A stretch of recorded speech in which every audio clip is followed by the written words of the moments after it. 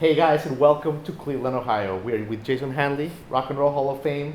The inductees are out for the 2022 class, but let me take you to Greg Harris, who's gonna show you the nominees right now. And I'm here to announce our 2022 Rock and Roll Hall of Fame inductees. And now, here is the 2022 class of Rock and Roll Hall of Fame inductees.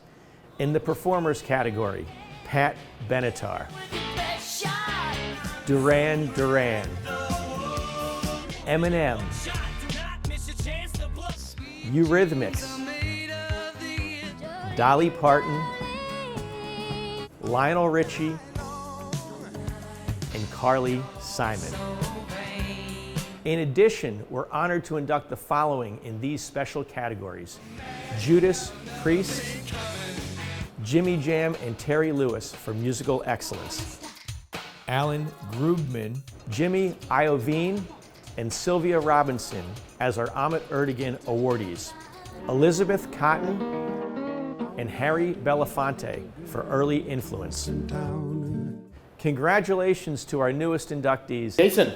Hey, Jamie, so good to see you, man. Person, man. Welcome back to Cleveland. Absolutely, man. It's just seeing you guys, it feels like home. This is my I know, church. right? This is my temple. Yeah, You know? yeah, it's awesome to be here in the building, right? Especially on a day like today, where we get to announce all the new inductees that'll be going in this year. And you're element. You have a pep in your step. I know, right? It's like a little holiday for us here, right? When we get to finally announce that new class, you know, we've been working on the bios and thinking about these artists, and now we get to share it with the world. It's a fun day. It's always really exciting. So, Jason, what a class. I mean, I just had a chance to dissect it because it came out like an hour ago. Yeah, so right. I was kind of like processing it. Right. But a few things stand out. Number one, and we were talking a little bit about this off camera, lots of women. What a great Yeah, right? What a really great class. It's one of the highest classes with women as inductees going in. Yeah. And it's not just women in one role or the other. What I like about it is it's so diverse even within the roles in rock and roll women played, right? So you've got a great artist like Carly Simon, a singer-songwriter. You've got Annie Lennox of the Eurythmics. What an innovator, right? So great. You've got Sylvia Robinson going in for the Ahmet Ertegun Award, and she helped, she started, co-founded Sugar Hill Records, and it was right there at the beginning of hip hop. So what I love about it is you're seeing women in a lot of different roles in the music industry as part of this class. Yeah, absolutely. And we've talked about about this before. The Rock Hall is so, like, the diversity thing is something that has it like it's a vanguard. Yeah, I think so. That's yeah, really cool. and it's something I think too that we're very conscious of, and we want to keep promoting and thinking about, and who gets on that nominee list. So at least there's a chance for the voters to be able to say they want to come out and support these kind of diverse classes and race and gender.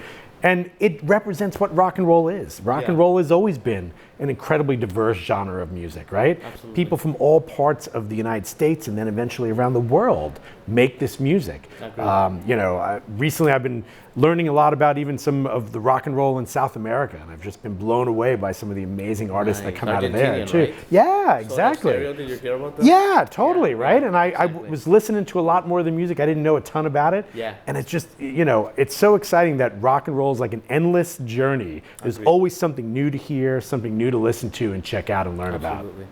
All right, Jason, let me ask you about Dolly Parton, because I'm sure it's probably already making headlines. We talked, when she came out, she's the spirit of rock and roll. I never doubted that she was rock and roll Hall of Fame. Right. And neither did you, because, we understand that rock and roll is like a spirit. That's right.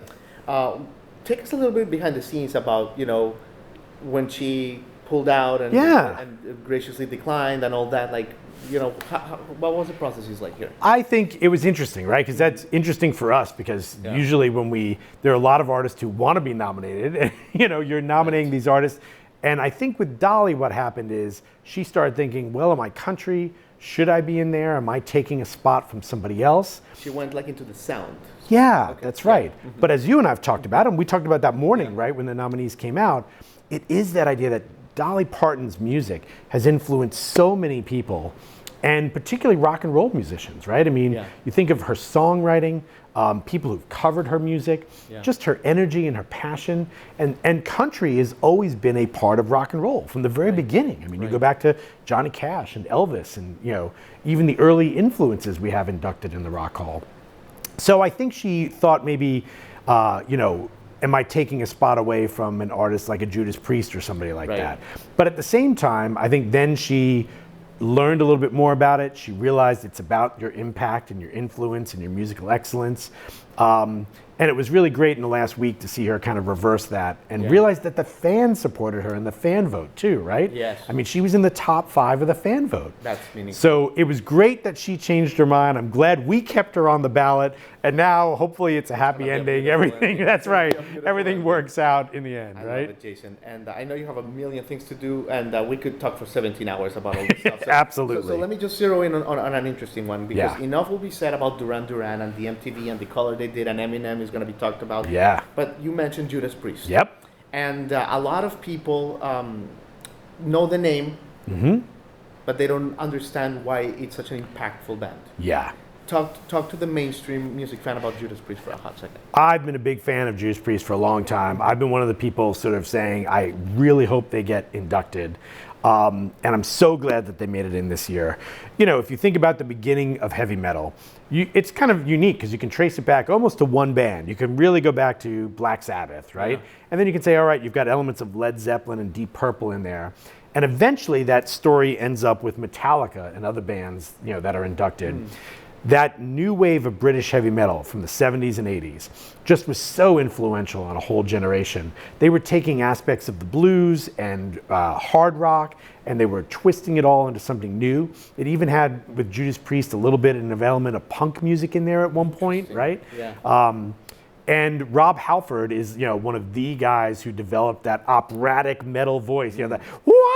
I mean, that's what everybody thinks of with heavy metal. Thank you very much. That comes from Rob Halford. I mean, he was the guy who kind of perfected that, along with Ronnie James Dio, of course, too, right? Who was in Black Sabbath and the band Dio.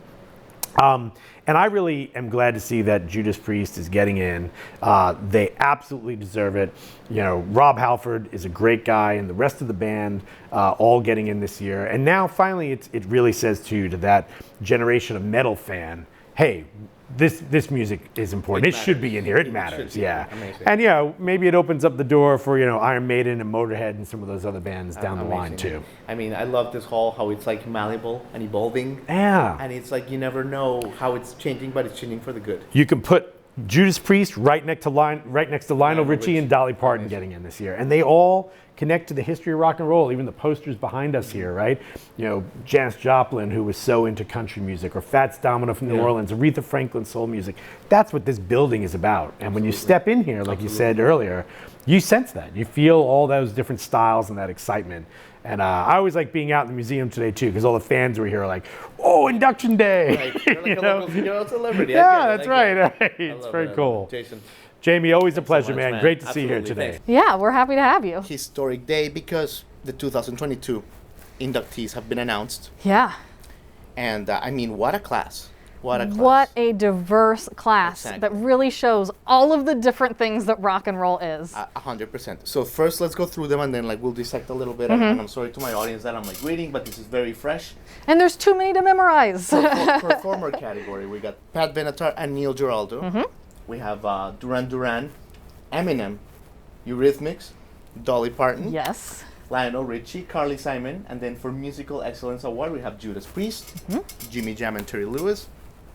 Early Influence Award we have Harry Belafonte, Elizabeth Cotten, and the Ahmet Ertegun Award we have Alan Grubman, Jimmy Iovine, and Sylvia Roberts. What a class. What a class. Okay, so we can go in so many directions. Let's first start with something that is jumping at me. A lot of really cool women inducted. Yes, a lot of cool women. We have so many of these acts represent women, from the performers to the Early Influence Award to the Ahmet Ertegun Award. This is the most acts we've had that are getting inducted in a year that have women in them. Yeah, absolutely. I mean, it's, and I think we've talked this with Greg before and the people here, like the Rock and Roll Hall of Fame really, the diversity is like, it's really evolved into something beautiful, isn't it? Yeah, and that's really important to recognize, because the reason that rock and roll is so powerful and affects so many people is because everyone can see themselves represented in rock and roll in some way or another. Right. So it's really important to induct all of those artists that are influencing people. Absolutely, absolutely. Well, a couple other nominees. First, let's jump to one that is going to be giving headlines, and that's Dolly Parton, right? Right. Because it went through these hoops. I think she misunderstood like what it meant to be a rock and roller, in my opinion. But she's in. Yeah. She's in, and you know, I think she deserves to be in because her spirit is rock and roll, isn't it? And really, a spirit is kind of the best way to define rock and roll, because you can't define it by any one musical style or genre. And Dolly Parton really embodies the spirit of what it means to be a path-breaking rock and roller that speaks to youth culture. She's just quite frankly a national treasure. Absolutely, 100%. And also the fact that she came, you know, from the Smoky Mountains, from not a lot. She had to overcome so many obstacles to become the icon that she is. I mean, what's more rock and roll than that, right? I can't think of anything. Exactly. So, yeah, I'm glad we agree there. Eminem.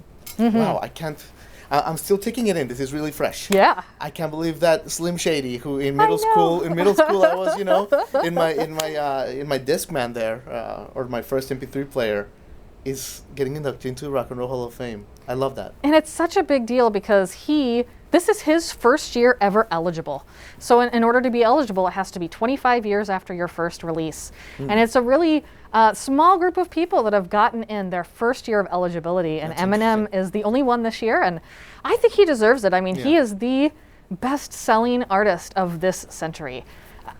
He has challenged America and the world to think about things we'd rather not think about, which I think is so important for an artist to do. And just his sonic innovations in how he raps are just really amazing, and just his style can't be duplicated. Absolutely.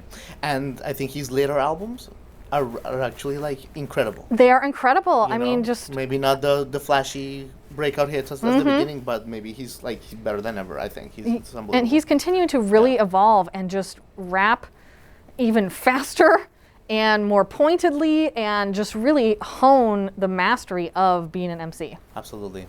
Well said, Mandy. Thank you. Duran. Oh my God, I love Duran. See, when I think of Duran, and when I was in Miami Radio, I met the guys, I think of color, I think of like visuals, I think of MTV. Yes. Yeah, like, talk to me. You take it away from here. Yeah. Absolutely. Duran was such an important MTV band. And one of the reasons is a lot of those British new wave bands already had music videos. And so when MTV first launched in August of 1981, a lot of British new wave bands were really well positioned to take advantage of that. They knew how to make music videos, and Duran was really at the head of that and made some really classic music videos and had the great sound to back it up. They craft these pop hits, but with these really kind of complex synthesizer musical structures underneath. They're everything. They're great. Absolutely. Okay. I mean, we can. What a fascinating class. Carly Simon. I mean, last year we inducted, of course, Carole King. Right. So I feel like this is like a new, like almost like wing of the Rock Hall, where we're giving the proper due to these female poets that have influenced the art form. Am I right or am I wrong? Yeah, these singer-songwriters, and we had Joni Mitchell in, several years ago. Yeah. I think that they're so important, and they're a part of that great Laurel Canyon scene in California. That is, and the singer-songwriters of that scene were really trying to convey emotion and insight and personal experiences in a new way that people in rock had not done before. Right. Let me ask you a little bit about the fan voting. What insight did we get from that? Like who won? What were the final statistics? Well, it's really exciting. Duran was number one. Eminem was number two. Yeah. And oftentimes the number one fan vote will end up getting in, and maybe a couple other people in the top five. This year, the top 8 people in the fan vote are all getting in. So I think the fans. Everyone's going to have something to love about this class. I think that they're going to be really excited about it. I love it. I mean, there's, like you said, and every year there's always a group that complains. This year, almost no complaints. One group that maybe is like, they didn't make it. Rage Against the Machine. A personal favorite of mine. My second favorite band of all time. Right. What happened there? Just a little bit, maybe next year, just a little too rough this year? Yeah, I think in any given year, you know, the people that don't get in, they just didn't resonate with the voting body that year. And I have a lot of faith in my second favorite band of all time that they will get in someday. Absolutely. I think someday they will resonate with the voters, and that'll be a great day. I will celebrate. Absolutely. Absolutely. Mandy, thank you so much for your time. I'd be remiss to not mention that the Rock and Roll Hall of Fame ceremony is going to be November 5th, November 3rd or 5th? November 5th, Saturday, November 5th. Saturday, November 5th in Los Angeles this year. Of course, it's going to be on HBO, Sirius XM. Yes. Tickets will be available soon, so check the website for that information. And also encourage people that if they love rock and roll to just like get a membership, donate, because this is a beautiful place. This is the Louvre of rock and roll. Oh, thank you. For the music people of the world. So thank you so much, Mandy. I appreciate that. Thanks, Appreciate Jamie. your time. Thanks so much.